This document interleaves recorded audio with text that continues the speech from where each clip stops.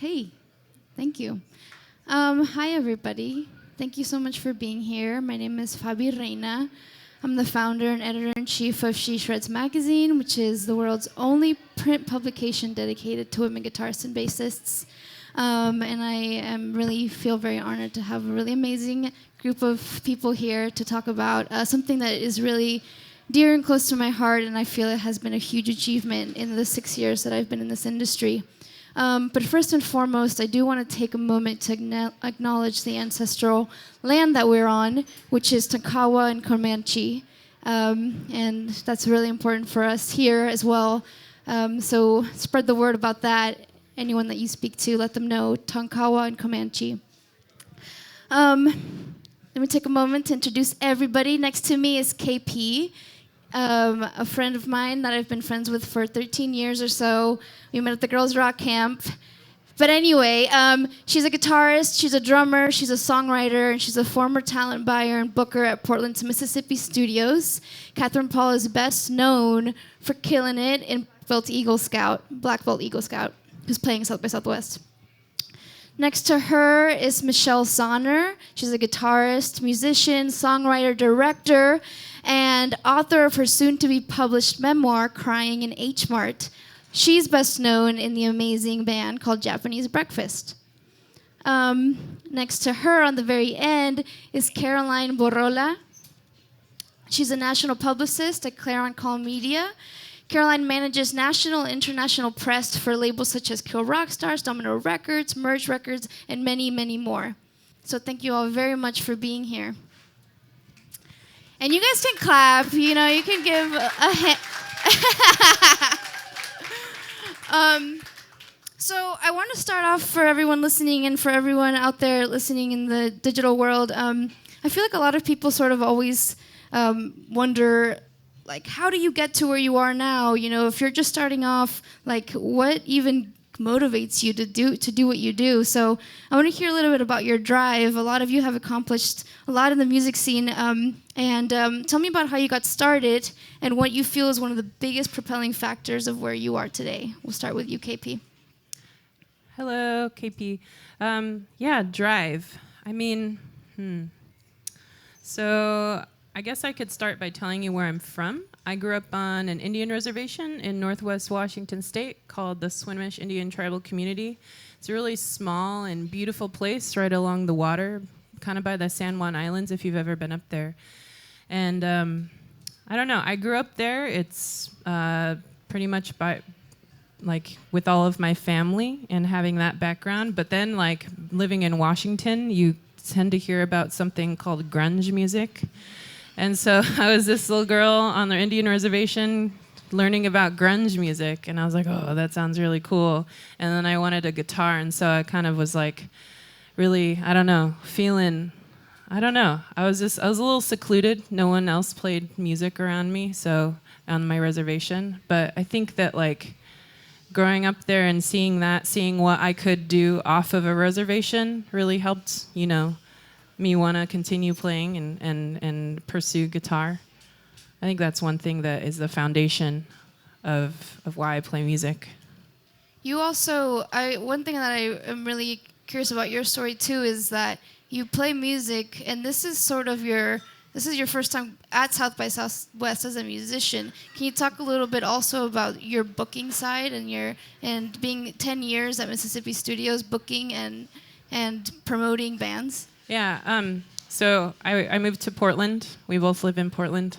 I went to college there, and after college, I started working at a music venue called Mississippi Studios, and started doing some talent buying and some ticketing managing there. And I've been to South by before to go see bands like Japanese Breakfast, and then just kind of watch and be like, oh, that's cool, we should book them.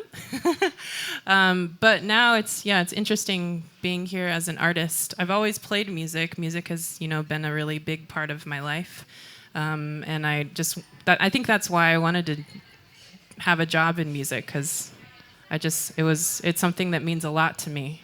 But it's very different. I think it's more tiring being here as a musician than a showgoer. Got you. Michelle, what about you? What do you feel has really been a huge part of your drive to create music and to express it and share it with other people? I always say that one of my biggest driving factors is revenge, just the sense of like trying to succeed in the face of those who have wronged you.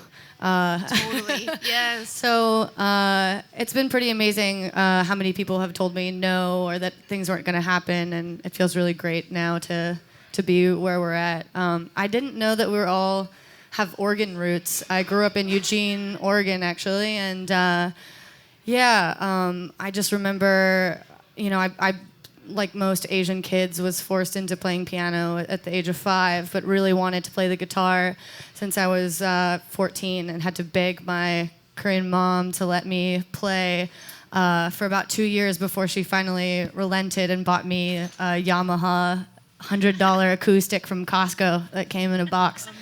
Amazing. And I can like visualize that so well.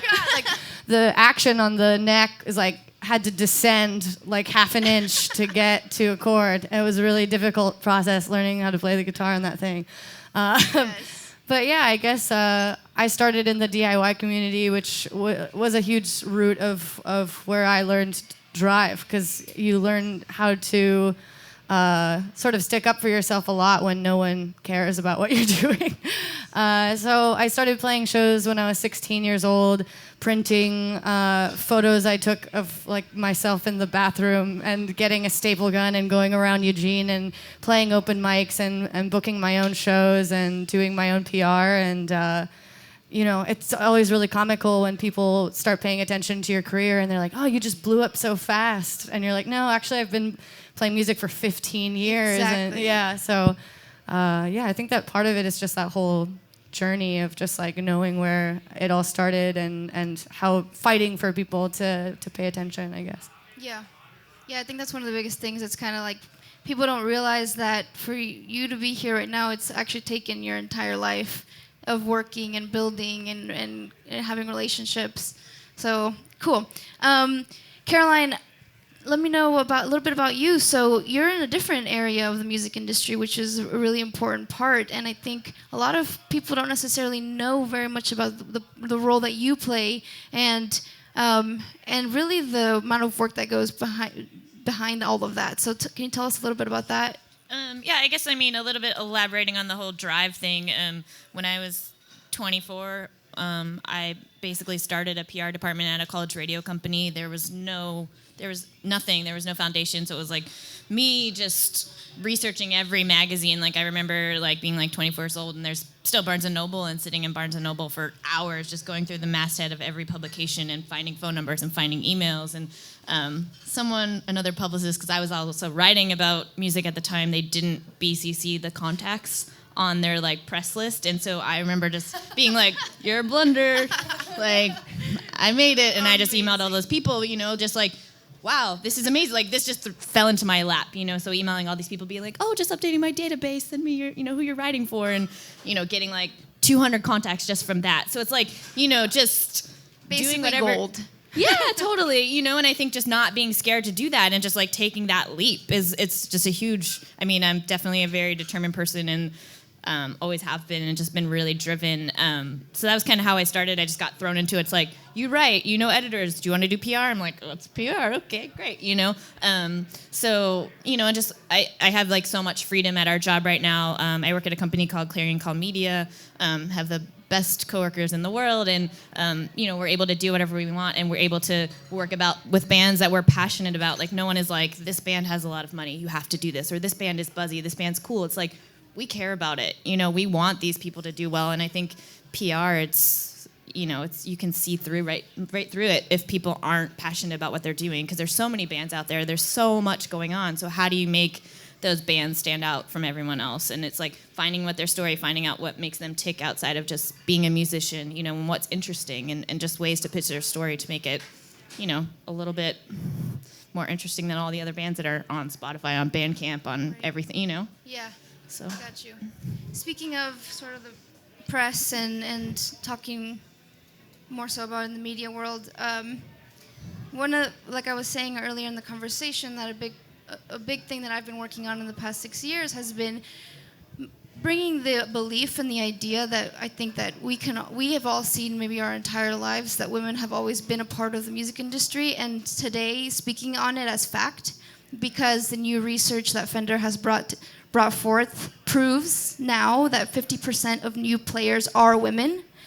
And I've always been advocating for that, and I feel like my platform has always been like, I don't need numbers, because here are all the faces and all of the people and all the diversity in genre and background, and that should be enough.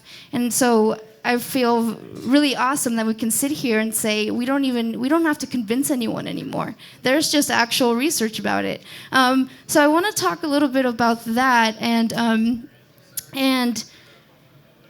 I guess first and foremost, Catherine, with you, I've known you since we've both basically started playing guitar when we were teenagers, and I feel like as women of color, as queer women of color, this conversation has always been really important to us.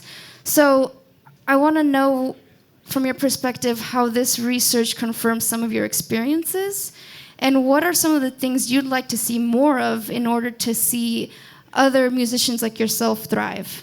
Yeah, for sure. Well, I think that, one thing that we both can identify with is, so Fabi and I grew up going to the Rock and Roll Camp for Girls in Portland, Oregon.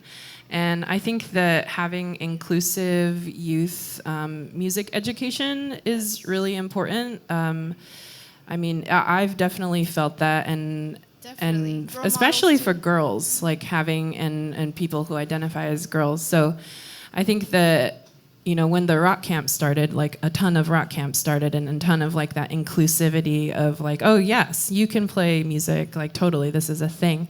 I think that has definitely helped just make things normal, like make women and girls and trans people just feel like, oh, I'm a guitarist, this is normal. It's not just cis white men who play guitar. But I also feel like there can be more support, especially for women of color and for people of color. I think having this panel is a great thing.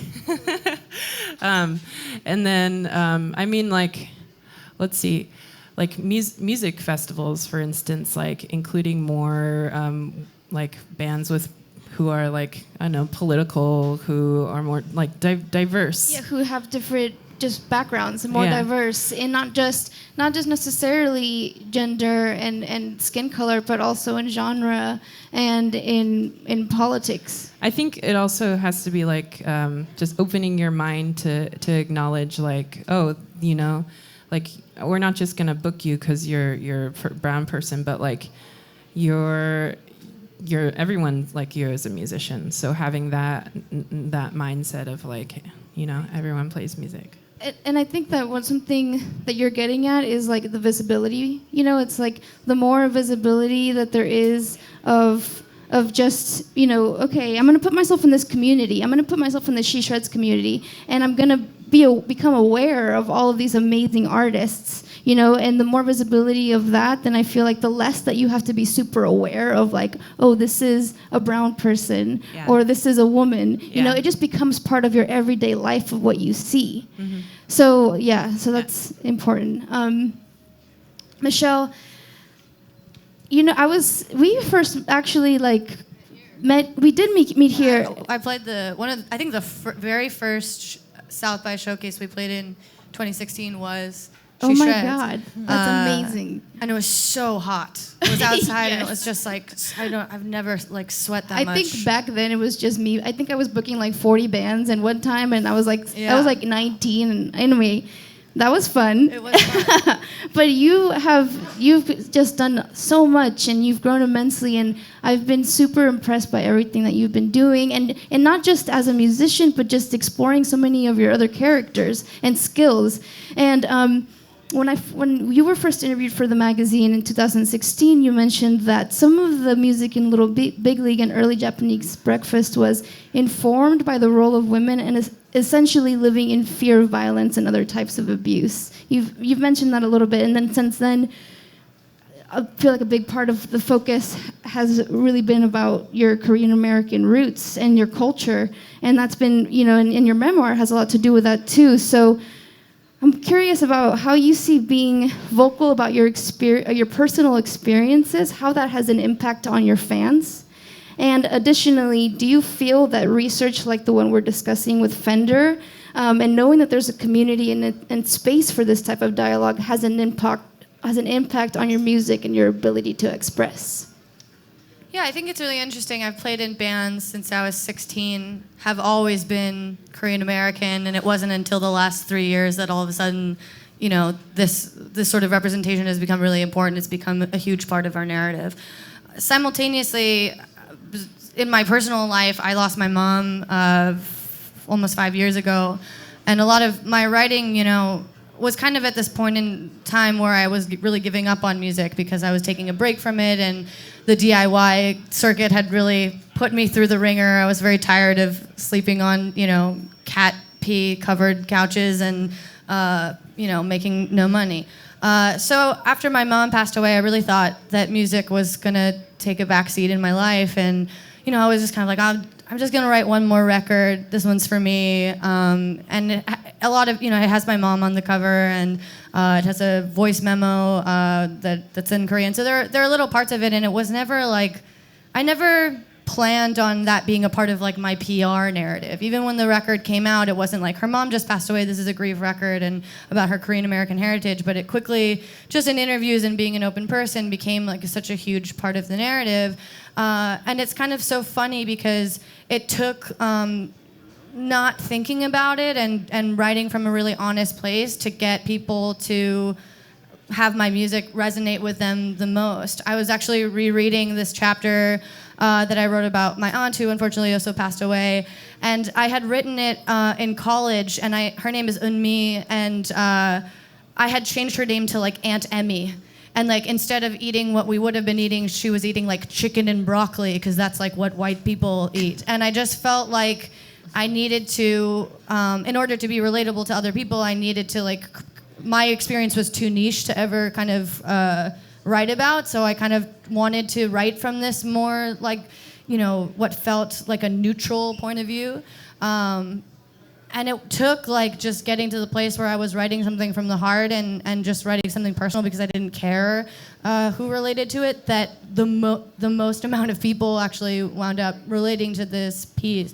So yeah, I think that's part of it. I think it's a shifting tide in a lot of ways, and it's very exciting.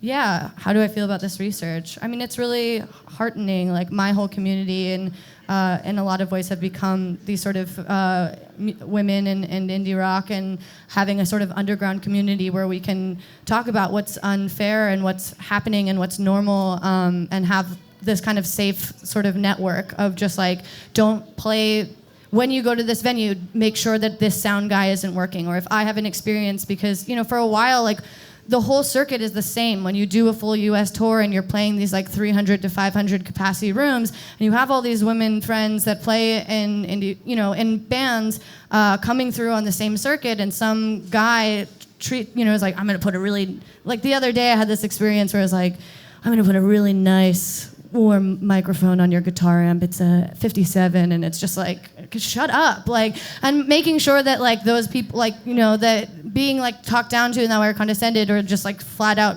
people who are rude to you, that you say something, because I know that like my friends are gonna go through that same circuit, they're gonna bring people into these venues, and they're gonna make them a lot of money.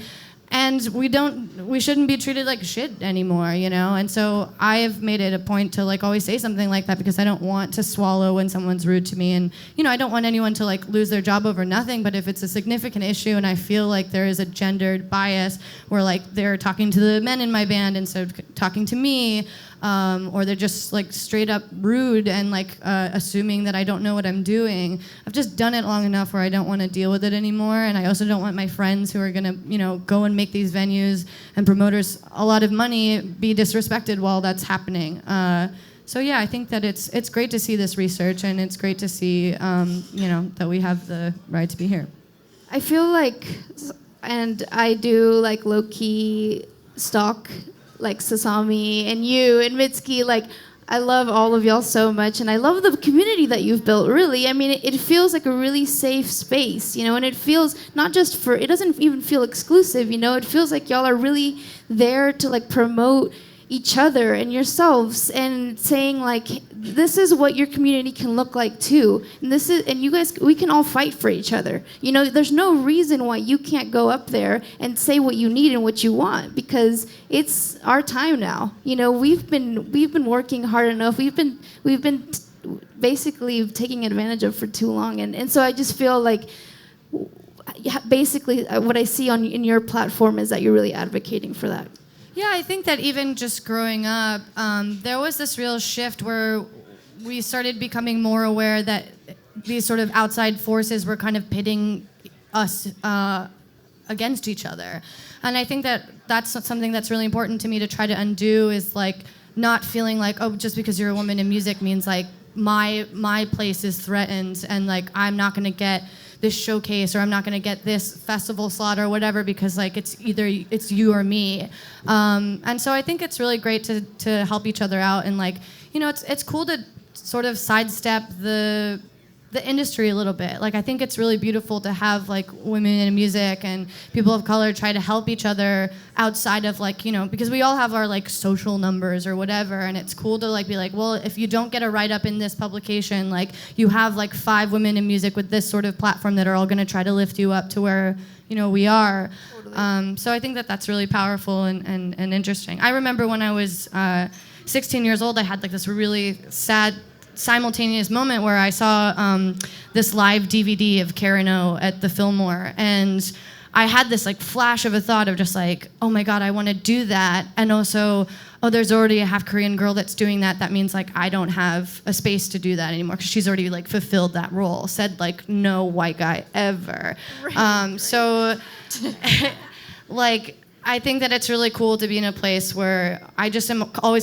cognizant of where do these jealousies and insecurities come, because they still exist. I still see friends of mine playing a festival that, like, oh, damn, like, Vagabond's playing Iceland Airwaves, like, that's not fair. And then you have this moment where you're just like, good for her, you know what I mean? Like, your time will come. And it, like, her success has nothing to do with your success. And just being aware of, like, how other people are, like, the outside forces sort of make you feel.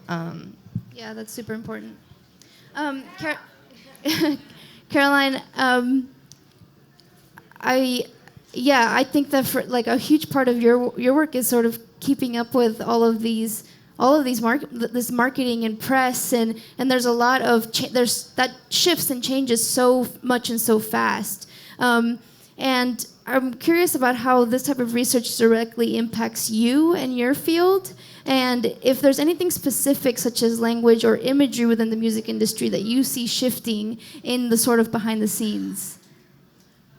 I think kind of piggybacking off of what you said, like, I think women are supporting each other more, which is a huge thing. Like, I think that women aren't scared to kind of speak out, like, in terms of, like, touring, where it's like, your friends, you don't want your friends to be taken advantage of, and I think that people aren't scared to say things or share that information with other bands, and I think also, like, with our clients too, where it's like, if we work with other female artists and, somebody comes back to us and they're like, oh, this venue sucked, or, this writer didn't treat us well, like, we're not going to work with them again, so I think just communicating is really important, and I think just talking to your bands that you work with and how you want them marketed, it's like, they're a guitarist, they're not just a female guitarist, just making sure that you word it how they want to be represented, and making sure that, it is as equal as possible. I think that that's really key, and I think, on Facebook, there's so many, like, groups where it's like sound girls, where it's like, women that are sound engineers that you can just,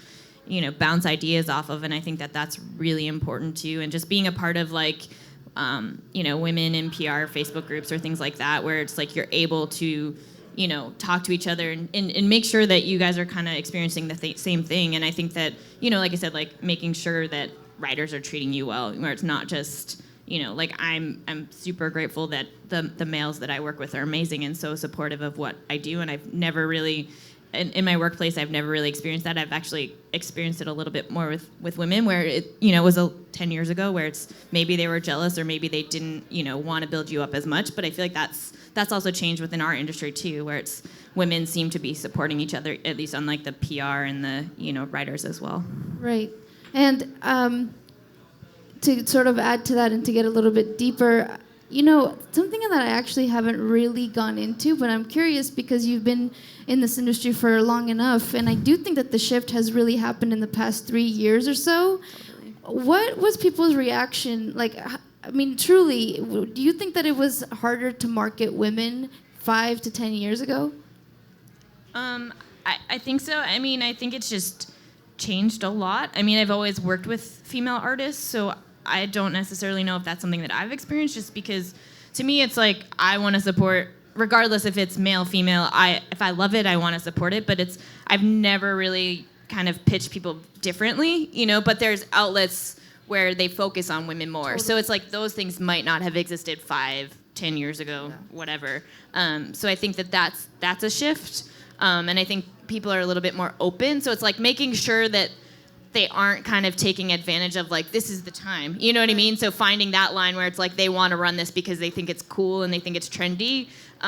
Because I do think that that's something that people kind of want to be a part of, where it's like, you know, your tweet going viral or whatever because you know, had something about a woman that's playing guitar that's amazing. Something along those lines. So I think like finding that balance of like having something be genuine and sincere versus like just kind of capitalizing on like, this is like the time that you should be doing this is kind of important to figure that out.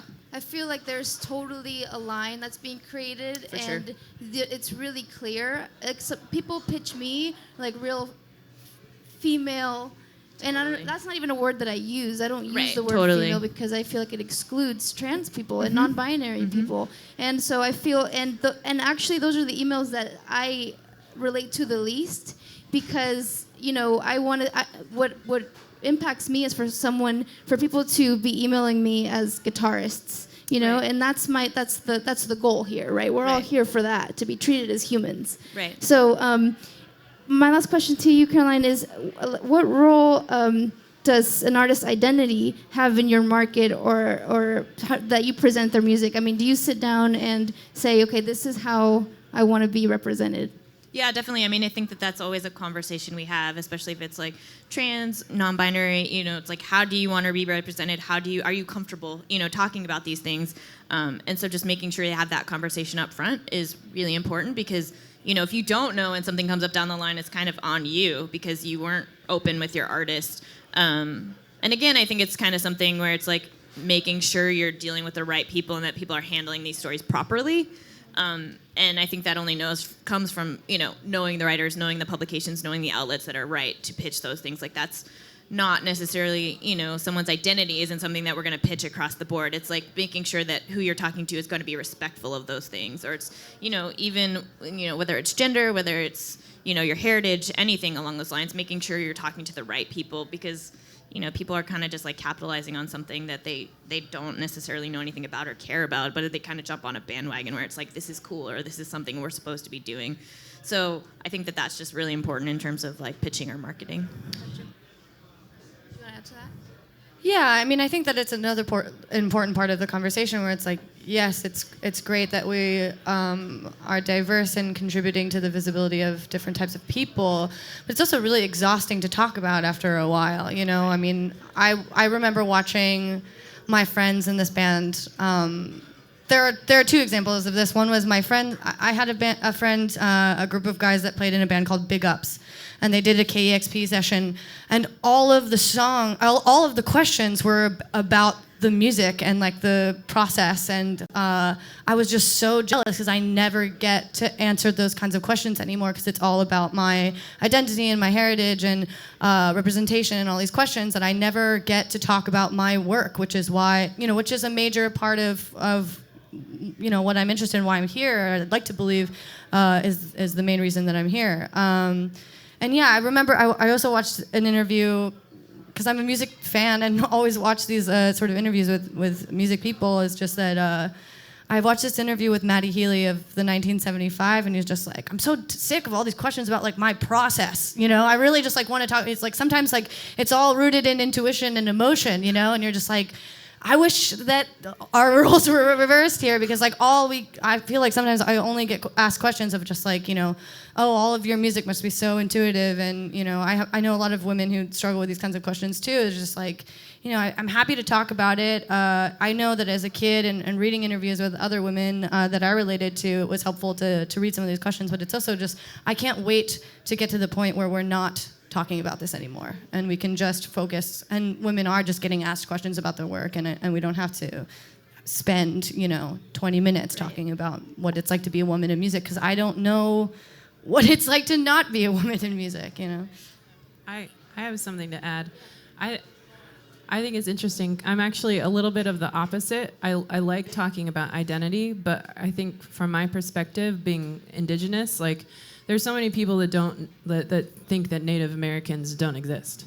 So like being like an indigenous woman, like and like having a voice to just, you know, say we're still here, like I think like it's hard. Sometimes I don't want to do an interview that's talking about myself, but I also think about like, well, if I do this interview, you know, some like Native girl will read it and will see like, okay, I can do this too, and other people will see that and be like, oh, there are indigenous musicians out there. So I don't know, I identify with that, but also I feel like there's a little bit of like, I don't know, a little weight sometimes where I feel like I have to say this.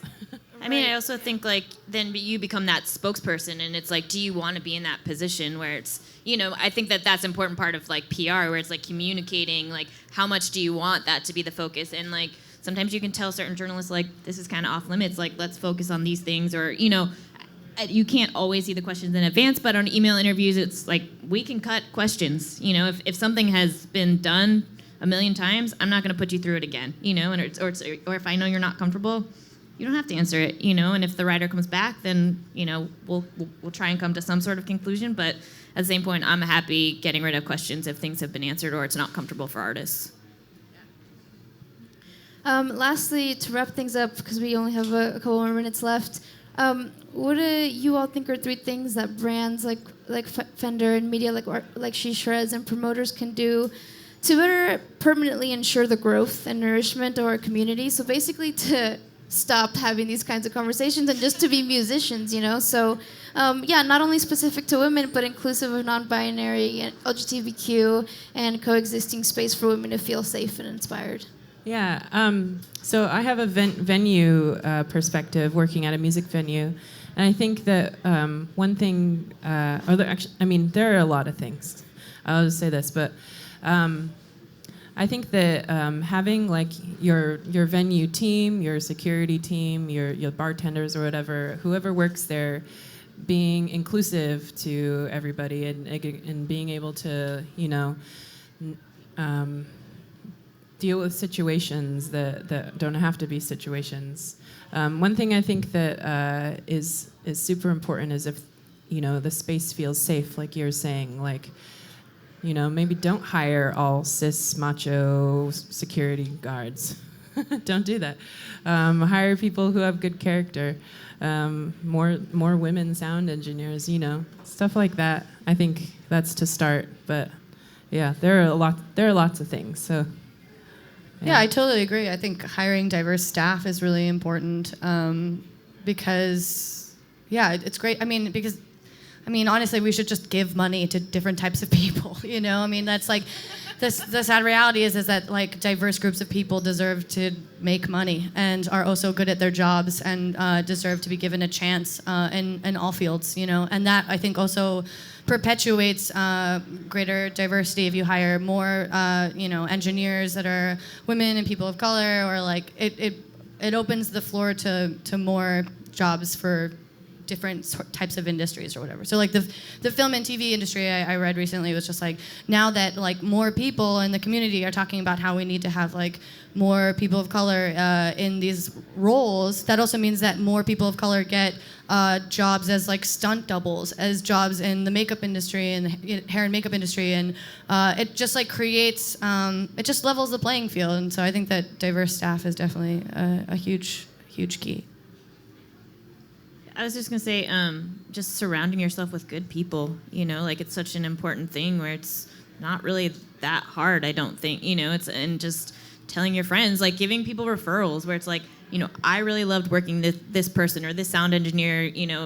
They have some availability and you need someone for your tour, whether it's a woman, whether who cares? It doesn't matter as long as they're good at their job. And I think the more that we have those conversations and the more that we're recommending people and building each other up, the better it's gonna be. And I mean, for one thing, I personally love about LA, which is where I'm based, is I feel like the community is so open and so welcoming, and it doesn't necessarily seem to matter, male, female, anything. It's just however you identify. I feel like everyone at this time, it's a really interesting time just to be there, where it's, everyone goes to everyone's shows, everyone's supportive, and I love it. It makes me so happy just to see so many different people, whether, even if it's not indie rock, whether you see the same people at same different shows, no matter the genre. It's really cool to see that, and I think it's really important. One thing is that, like, so I'm so lucky to have this type of community and to have these conversations and to be able to be in a space where we can talk about gear and no one's gonna think like, ooh, she's a woman talking about gear. It's like we're just talking about gear, whatever.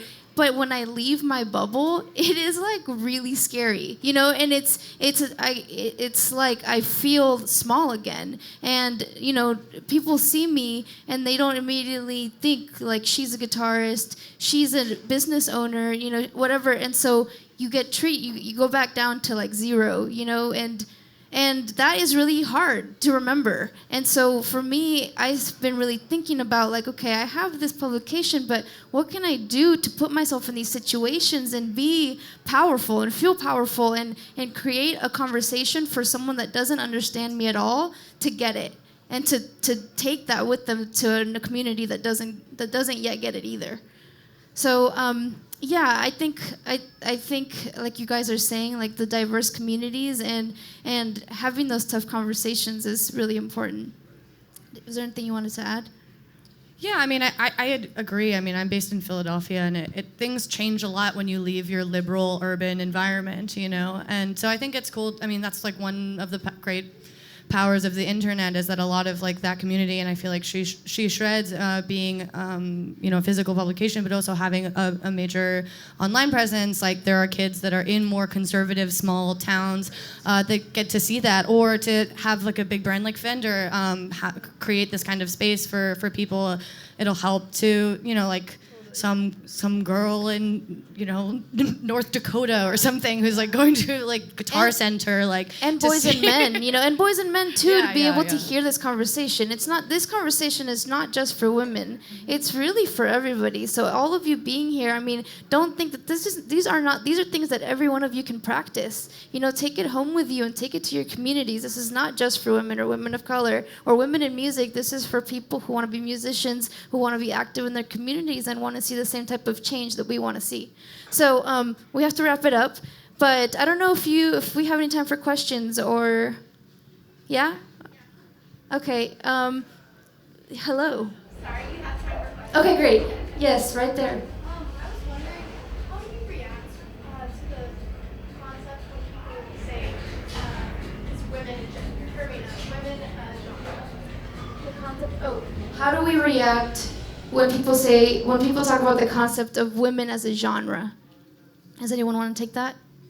I mean, I don't think it's a genre. But how do I react? I mean, I just try and change the narrative, I guess. Like, I don't get angry a lot, and maybe I should. I don't know. But I don't know. I just ask why. And then, yeah, I'm not sure. Yeah, I mean, I think it's just, I guess renaming it in your own way. When you reply, if it's like, I don't really know how that comes up, because it's definitely not something that either I pitch or I've necessarily really seen. But then you can just, in your reply, or, you can even just say, like, what do you mean? You know, like I feel like we're at that point where you can ask, like, you know, even say, be open with somebody and be like, what sort of, you know, music are you referring to? Is it indie rock? Is it, you know, punk? Is it, you know, just that's something that I would kind of, you know, rebut it, you know, and just kind of maybe give that person some education. Yeah. Anyone else? Any more questions? No. Okay, great. Well, thank you so much for talking and for Fender for having us at South by Southwest. Again, this is KP from Black Belt Eagle Scout, Michelle Sonner from Japanese Breakfast, and Caroline Borolla. Thank y'all.